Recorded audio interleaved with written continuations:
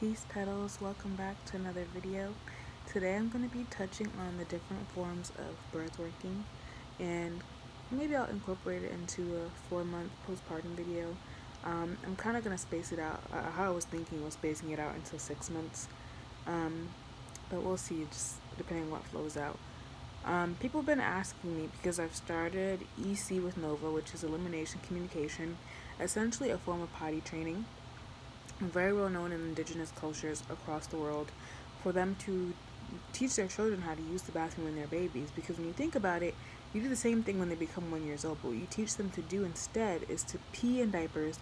Then all of a sudden you teach them not to pee in diapers a year later on average. So this is something like, you're gonna have to, either way, your bed's gonna get peed on, they're gonna poop everywhere, you know what I mean? You're gonna go through this whole process, but then they're gonna be moving and running around and doing stuff. So I figured, why not try and incorporate this now? So I'm kind of doing EC part-time so I can adjust a little bit more, because it is a lot to kind of do on your own if you don't have help and support, of what it is you're doing. So I kind of do like half and half a day, then I might have a break of a day or two in between. Gradually I'm going to incorporate just sort of the training, and that's also why I started the sign language series, so that I can show you certain signs and things that I incorporate into communicating with her, because the whole point is to have a deeper bond, learning how to communicate and how to be efficient in this process. So just a little, I have some notes in front of me, just to make sure things flow a little smoothly, because I really talk from the heart space, and also just whatever messages I receive intuitively is what I kind of capitalize on. But for those who don't know what birth working is, or various forms of birth work, it's basically the approach to childhood through support that integrates the wellness of the mother, of human values in general, so that you can help to decrease fear and increase confidence in the way that empowers and transforms birth experiences. And so there are many types of birth workers, and a lot of birth workers obviously will have knowledge of the process itself, so they'll know um, anatomy, physiology, biology, things of that nature. And these are some ways that may help. Or, for example, why would you need a birth worker to begin with? So, in addition to natural and physical preparation, you may find yourself having a lot of emotional preparation, and you want to be able to integrate both worlds. For example, for me, I had to unpack a lot of fear-based belief systems of birth. It's going to be painful. My body's going to change.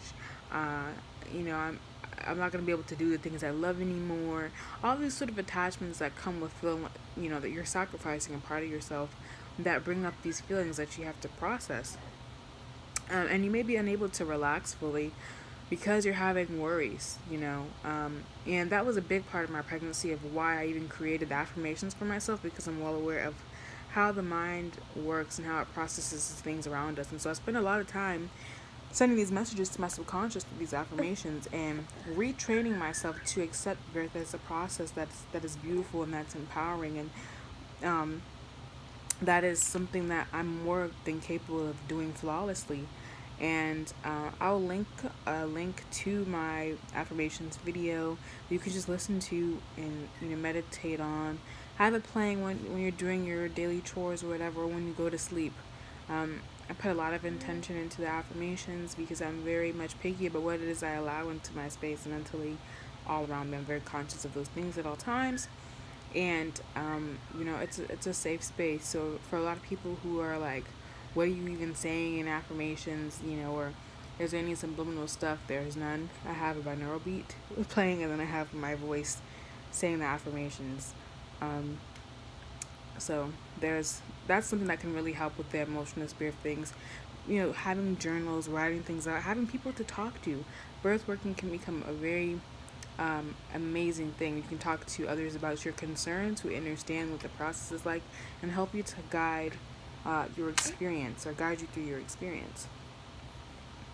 So another thing that can kind of help through the process of your pregnancy are the therapies and practices you may have learned and experienced through pregnancies, like Reiki, which is something that I'm a practitioner of now. I specialize in Kundalini Reiki specifically, but that can be encompassed into all things, and I want to really add that into the birth working as well, because it was something that really changed my life. When A little bit before Nova was born, like a couple of days before Nova was born, actually, is when I had my Reiki session with a sister of mine, and it was very profound, very healing. I got some, you know, very deep messages from my guides, and she was born, like, if it wasn't hours later, it was like a day or two later. So I knew that we're kind of just waiting for the go from that. So Reiki is a very powerful thing. It's Reiki aromatherapy, which a lot of doulas also incorporate. I'll tell you what a doula is in a little bit as well. Things like massage, going to the chiropractor, etc. Different and various methods of relaxation that you've adopted in your pregnancy can help relieve stress during infancy even, and when your child is growing. So this is stuff that you can take with you and do as overall wellness for your transition into motherhood. And a lot of parents get a lot of strength from that. Like I said, for me, Reiki was a powerful thing. I got one massage during my pregnancy at the very beginning. I wish I had one later. But actually, I had another one when I was a little bit later. I went to one spa in the beginning, and then I went to like a masseuse place in the mall, which was actually quite good. And I have that because I was trying to induce my labor, actually. And, some people are kind of picky about inducing labor. They don't want to get sued or have any problems or whatever. But I've had like 2 massages, and personally, I feel like we should have way more. Because I love massages anyway. Those things really can help you to decompress from those worries. And the skills that you learn from advocating for yourself or having someone to advocate for you are lifelong lessons for you and your child and the children who come after. So I really want to target and reach those who are having their first child. Anyone can benefit from this, For those who didn't have this experience the first time around, this is also really great. But I definitely want to target, the generation that's coming in, my own generation, and just exposing them to options that they, can benefit from. So, what's a doula? There are different types of doulas. Some are labor doulas or birth doulas. Sometimes just a doula. And it's a... Oh, sorry, baby. I'm just running through the video fully without editing. The doula is a trained woman, a professional, who provides emotional, physical, and informational support during pregnancy, birth, and the immediate postpartum hours. Now, some doulas are postpartum doulas. Some work with, stillbirth. Some work with death in particular. So you can have a doula that's not just for pregnancy. They're women essentially trained to support you through life processes. Services are on call for weeks before and or after the due date, and usually include prenatal visits to prepare for birth, attendance during labor, and some postpartum follow-ups as well. Some also teach or help to attend childbirth classes with you. So if say your spouse can't come or your partner can't come, or the other half of the child that you created cannot be in attendance if they are part of your life, they become that support with you, and they can help you attend these events. For example, when I wanted to go check out the birthing center, my doula was the one who took me on my tour. Which is a great way because I had no one to be able to take me. So I asked her and she was able to take me, which is a great thing to have. So she also had questions to ask too. So that kind of filled in for like the partnership area. There are those who specialize in birth photography, story writing, and art, and a bunch of other things, keepsakes and things like that. Now with doulas, there are no medical or clinical tasks performed because they work collaboratively with those in the medical field or medical professionals, helping them. Really, their job is to help us advocate for what it is we want and to offer support in our choices. Okay, and so they can also kind of come to help care for the family after birth or welcome the new baby into the family. The visits can go on even months after during the 4th trimester because that's a postpartum doula, and postpartum is a very sacred and vulnerable time for a lot of women, recovering and transitioning into motherhood fully, making peace with their identity and all the roles in which now have shifted, and having another role that is a lifetime commitment is a big deal. So it's nice to have that support there. Right. So then you have a midwife.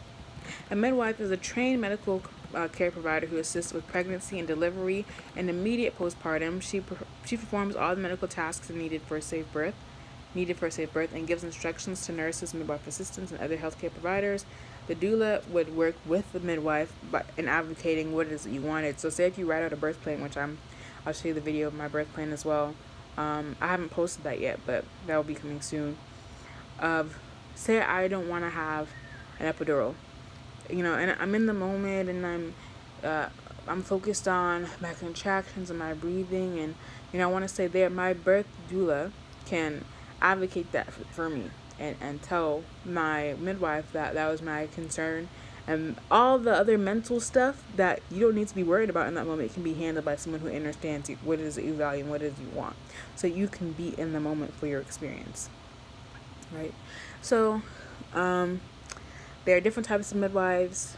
There are certified professional midwives, lay midwives, direct entry, CNMs, and each carries a different sort of educational path, but they're all midwives. Okay, and all of these services can be performed in the hospital, in the birthing center, at home, or in a clinic, depending on the type of certification they have, which is why I mentioned the variation.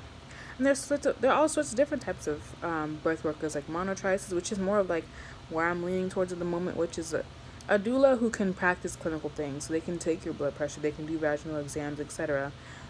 Or lactation consultants who will help women with breastfeeding, and getting to know the process of breastfeeding, all about the biology and the ways and the mechanisms, and just tips and tricks to help you and baby to deepen that bond and the connection, the benefits of breastfeeding versus bottle feeding, all those things. And usually, depending on where you give birth, they have a lactation consultant on hand. There are plenty of free programs also, by the way, that offer these things to you. Like for me, my doula, I got through a program, and that was a free program, and depending on the insurance and stuff that you have as well, you can really, birth doesn't have to be this expensive and crazy elaborate experience that's unnecessary. If you want it to be elaborate, then go ahead. But I'm just trying to inform people that you don't have to spend thousands and thousands and thousands of dollars for a birth that you may not even have that much control over. Okay. You also have a sleep coach and a birth educator. I think I said that already though. Teen support, so for teen parents, they'll help you through your pregnancy process, because that's a specific, you're going through multiple life processes at once in that spectrum. You also have teachers of fitness to help you with your pregnancy workouts, with yoga, which whatever. So there's a wide spectrum that's there to help other people.